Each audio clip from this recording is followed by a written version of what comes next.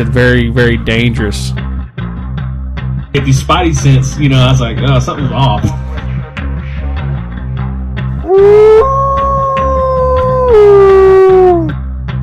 And I'm just like, man, I'm waiting to hear something, Keep that crowd warmed up.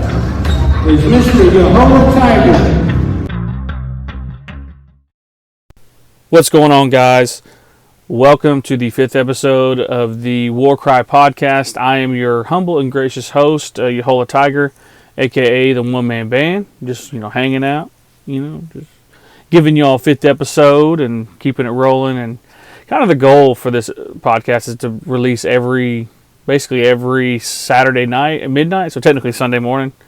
That's kind of the goal. Sometimes it's not going to happen, especially with Christmas, making its way around the corner. And I believe even I think it's Christmas Day is basically the none of the next episode drops. But if you've noticed, this podcast has been very short. It's very, to the point. I get, exactly right into it. So that's what we're going to do today. Today we're going to talk about ghost stories. And I have a few of them that I've kind of been thinking about a little bit, just as the day has gone, the week has gone on. And the first story I'm going to tell you comes out of here in Oklahoma. And this involves my dad. His job requires him to travel. And he has to know locations of different places in order to complete his job. And he goes to this house. And, it's just there's a kind of a house in the, off towards the back. And there's a house near the road. Well, he goes to the house that's, kind of farther back in the driveway. He knocks on the door. Knocks again. All of a sudden he hears this voice, kind of come, from behind the door. But it was off kind of the side, like it was someone sitting in a chair next to a window or something like that, or something along the lines of that. And the voice, says, "Hey, come on in. And he goes, "No, I can't, I just want to make sure, I can't, just for, liability, safety, all those reasons you got to give. You don't want to go into someone's house. Be going in there and getting cooked like Hansel and Gretel. No, but he goes, no, I can't do that. But here I have, and the older, it sounded like an older lady. No, come on in, real faint like, and he's like, well, I don't feel comfortable doing that, so he kind of, he said he's leaving, and he gets approached by a younger guy. And the guy goes, "Hey, what are you doing?" Thinking he's trespassing. And the guy's like, "Well," he said, "what are you doing here?" My dad's like, "Hey, well, I'm just here to, for so-and-so and in this house here." And the guy goes, and my dad explained to the guy that basically there was an older lady, asking him to come into this house, just right over here. And the guy goes, "What?" And he takes off. Well, come to find out, I guess nobody lives there, but that was basically the voice of his mother. My dad was hearing someone, and that was his mother. And so he runs in there, and how, he basically thought, had to go check it out real quick, and there was nobody there, nobody in that house. And that's kind of a crazy story because, we always miss our loved ones, and to think that just for a moment, you get to talk to them one last time or one more time, and I couldn't imagine feeling that way with that guy hearing, my dad telling him that he heard that voice, that his mother's voice. And so that's, I always kind of, my dad will tell that story from time to time, and I still always am amazed by that, because that is, to me, that's a crazy story, because like I said, it's hearing that your relative's voice one last time, because you miss them. And the second story I'm going to tell you is a story that happened to me, myself. And I may have told this story before. I've told this story quite a few times. Just when I was in high school, we used to have this Native American Studies class, and they'd say, "Yahola, go up there and tell some stories. And this was always a story that kind of really made me kind of really shudder a little bit because it's real creepy. But we were at a friend's house, and we all stayed over, and there was guys and girls were sleeping in different rooms, and she had the person we were staying with, her little brother had a room right next to hers that other people were sleeping in. But so I'm kind of woken up. I don't know, something I always tell, like I always wake up at certain times, and it's just almost like a instinct or something along those lines. And I don't remember what time it was, but I had to go to the bathroom, and that's probably what woke me up. but I kind of was making my way down the hall, and I looked into the room, because the brother's room was at the end of the hall, and I thought I heard somebody whispering. It was almost a little above a whisper, and I'm like, "What am I hearing? Like, what's that?" So I peeked my head in that room because the door's open, and I see the backside of her little brother, and he was talking to somebody in that closet. I don't know who he was talking to, but it was a full-on conversation, and I couldn't quite hear what they were saying. And I asked him, and I said, "What are you doing? You need to go back to bed. Who are you talking to?" He didn't say nothing. He just kept talking, and I was like, "Man, I ain't dealing with this tonight. I'm just not doing that." So I ended up going to the bathroom and running back to where I was at on the couch, and kind of kept an eye out there for about an hour. I couldn't really sleep after that, and I kind of looked, and I never saw him go back to bed, but when people that woke up said that when they woke up, the guys that were staying with him in his room, and he had like a little area where you could set up another bed, or I can't remember exactly what was the setup, but they said he was in there in his bed sleeping. So I never knew, I never saw him go back to bed, so I don't know. Maybe if I was seeing it, or if it was wanting me to see that. And it's kind of real creepy. There's a lot of things that happened in that house that there was a snow globe that moved around a lot, and real creepy stuff. But that's like I said, I've experienced a lot of things in my life where it's just I can't explain it. I can't quite put my finger on it. And I'll tell you guys, I've been kind of holding. We had mentioned this on Unsolved Mysteries of the Reservation. That we did a ghost investigation at my work, and at where I work at in Glenpool. When I had taken this job in December, the first I guess really taking job, but I got transferred over there. But the first time I worked alone, and this was in the morning time. Everybody was on vacation, and I was just trying to learn how the processes and procedures were for this new facility I was at. And out of the I wouldn't say corner of my eye, but I saw something move almost like a rat, like how I'd say this. I don't want to say rat, but it was something small, but it was a shadow, and I didn't think nothing of it, and I kind of thought that was weird. I was like, "Oh, that's I'm probably seeing stuff, just." Mind playing tricks on me. I'm just kind of getting back to what I was doing. Well, then I heard a laugh, and it was real faint, and it sounded, it was real creepy. It was almost like a real boisterous laugh, but it was real kind of silent, real kind of quiet, and I didn't know what that was. I was like, well, maybe it's just the TV was on in the weight room, or I don't know, maybe I'm just hearing stuff. And as the months roll on, I start hearing, start hearing some of these stories from people.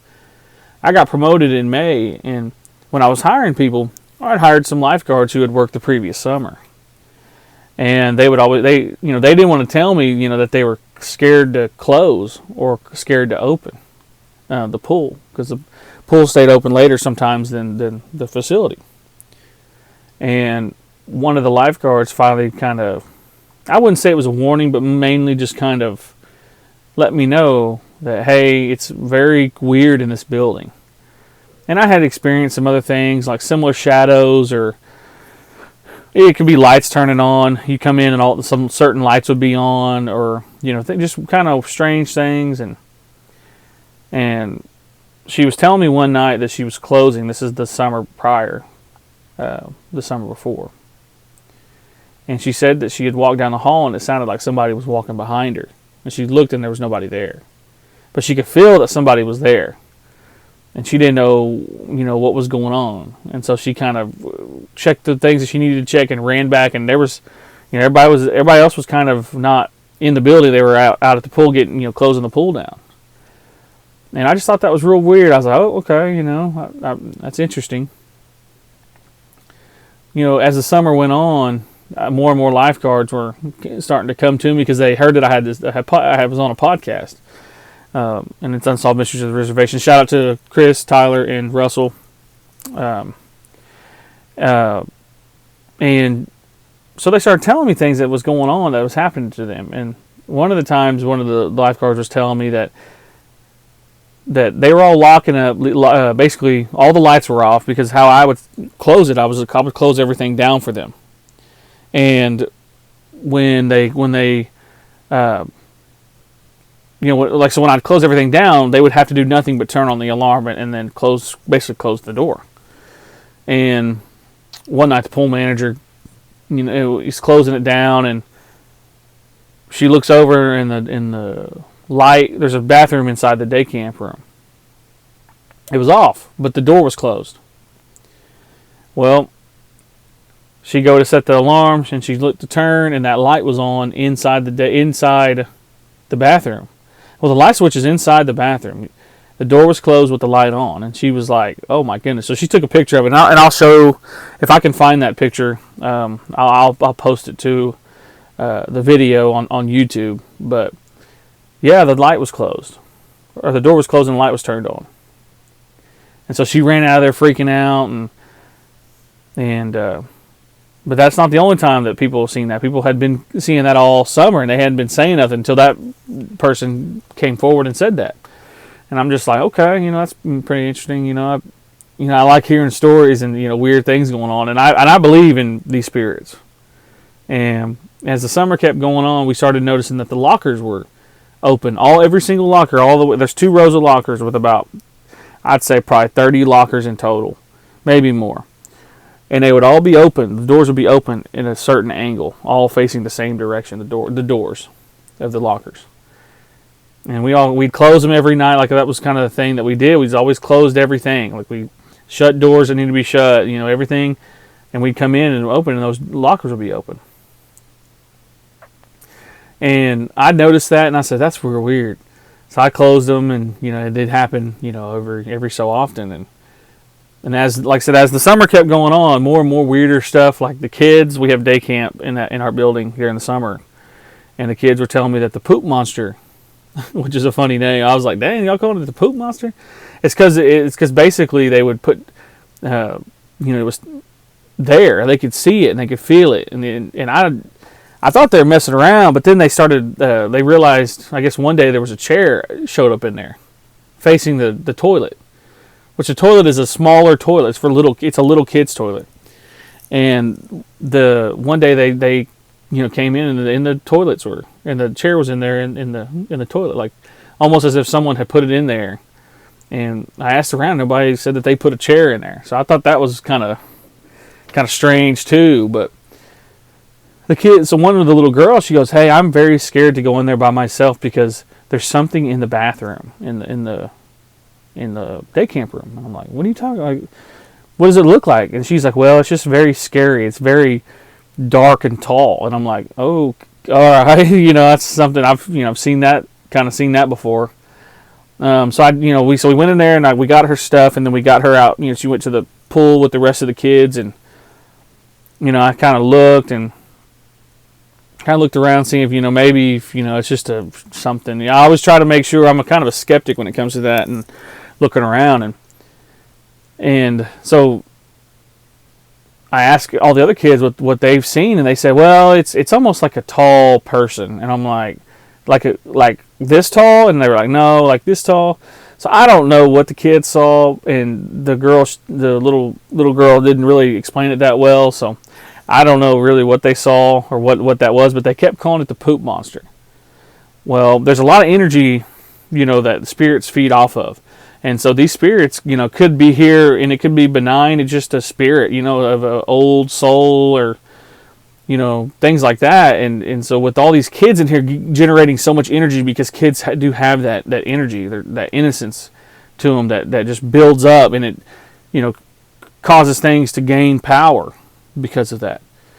And and I started really staying later to see if I could see this, or and kind of get my own experience. And one night I was closing, I was the only one in the building. I had just got done shocking the pool, and I go to hit that alarm, and lo and behold, I look over and that door's open when it was just previously shut. The door was closed when I was going to put the code into the door for the alarm. And I look back over and the door's open with the light on. I'm like, all right, well, I just kind of nodded to him and said, all right, I'm gonna let you have some light tonight. And I walked out and left. And for me, I knew in that moment, I was like, okay, there's something here that's we're giving it energy. So I kind of had some procedures to where we would, the door would stay closed unless a child had to use the bathroom. We're not going in there. We're not going to feed this energy to this being or whatever this thing is. And kids will be kids, and sometimes they don't listen, but we just tried to make sure that we didn't feed this thing and could hurt anybody, because we do have, liability is a huge thing for me when it comes to my job. And so I want to make sure kids are safe, make sure patrons are safe, and nothing ever really, no physical harm to anybody has happened. But kind of the last time that we've, I guess really I was experiencing more stuff as I stayed later. One day, they're closing the pool down outside, and I'm kind of working on paperwork and making sure we have stuff ready for the next day for the pool. And I see something walk by out of the corner of my eye. And now one thing too that these spirits do, especially these shadow entities, we can't see them with our vision, our normal vision. So they hide in the peripherals. And they hide in that certain level of plane, dimension, whatever you want to call it, that where our peripheral can see them. And I'm sitting there and I'm working on stuff, and all of a sudden I kind of look up, and out of the peripheral vision I see this. It was like a person walk by. And I'm like, okay, and I look over and there's nobody there, and I'm just kind of going back to what I'm doing. And all of a sudden, that the door to the game room, where all the kids are, where all the kids would be, which they weren't out in there because we were closing and we're getting ready for a rent, or basically a rental at the end of the day after we closed on Saturdays. And I'm looking up, and right as I'm turning my head, the doors to the game room is closing by itself, real slow. Now, if you've been in our building, we do have the retractable doors, but this door you can hold it open with one of those plastic. Basically, it's a door, keeps the door open, and it's closing by itself. And I'm looking at it like, what? So I get up. That's how rezzed out I am. I'm not scared, no, but so I get up and go look, and I'm like, okay. I'm not going to give this thing any power. I'm going to go over there and address this and, do whatever I need to do. And most times when doors close by themselves in our facility, it's because the plastic door stopper gets too kind of weak and it just collapses on itself. So I go to look down and there's no door stop, because usually the door stop will be still stuck to the door. And so I open the door, turn the light on, and look in, and that doorstop is in the middle of the room. It looked as if someone kicked it off into the middle of the room, and it ricocheted off a few things, and then they walked in, and the door closed behind them. And so I brought this up to the guys at the podcast guys that's all Mysteries of the Reservation, and we did an investigation of that building, and it was myself, Chris, Russell, and Sharman. And we went in and did that investigation, and one of the most strongest places that had a lot of activity was that game room. So we had this little device and this app that basically was tell us in a certain level of noise what an entity is saying based off the noise. And in the game room, something told us to get out and that we needed to leave immediately. Now, did we stay? No, we did. We kind of moved and went to another place, but as we made rounds, the most active and the part of the building with most energy was the gym, and we have like equipment in there that people use on a daily basis, and the energy off those that equipment was just so strong that it was hard to make out what they were saying because there were so many things coming through there. It was like one of them was talking about a war, another person was talking about how they're angry, there was another one talking about giving off people's names, and like one of them was Daniel, another one was John, which I thought that was kind of interesting because, maybe looking at the history, that's something I need to look at. But I just thought that was interesting. They were giving off names, like specific names. And so my workplace is haunted. I always joke with patrons, and I don't want to scare anybody, but I'm always like, yeah, if something cracks or if you feel like somebody's walking behind you, then there's been times where I've been in the gym and I felt like somebody was walking behind me because the floor, we have a wooden floor and it cracks when you hit certain boards. And I've definitely heard two separate footsteps before.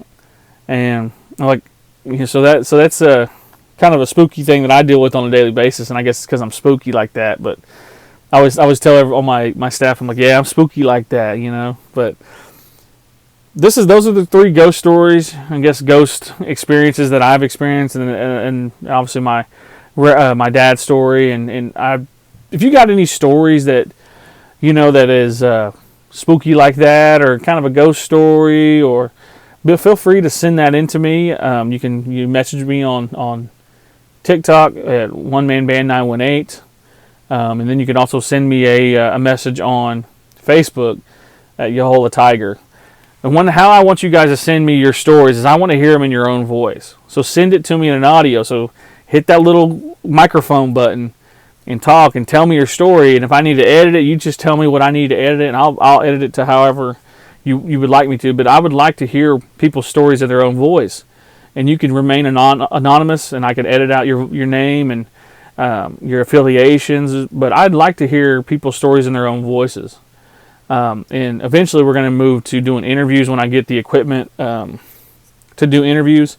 I am going to do maybe not long form interviews, or I may do multiple part interviews, but that's something that's coming down the pipeline as well. I'm gonna, one of the first people I want to interview is my Papa Solons. He's got a few Bigfoot experiences that I've told one story, but I know he's done a lot of hunting in the Kiamichi Mountains near Hanovia, if that's how you pronounce it. But anyways. So, like I said, guys, send me your messages, your audio messages, and I'd love to put you on the podcast, telling your story, and that, I think that would just creates a lot better dynamic than me sitting here reading your message like a robot. But like I said, Yahola Tiger on Facebook, One Man Band 918 on TikTok, and then on YouTube you can just type in War Cry Podcast. The podcast is available on Spotify, Apple Podcasts, and Google Play. iHeartRadio has been kind of acting weird. I need to fix that, but like I said, we're on those 3 for sure, and then also YouTube. But I appreciate you guys listening in. We're doing you guys are listening to my podcast. It's like every day I'm getting a notification like, hey, you had 10 more listens on your podcast. Like, it's crazy to me, but I appreciate you listening in, and I'll catch you on the next one.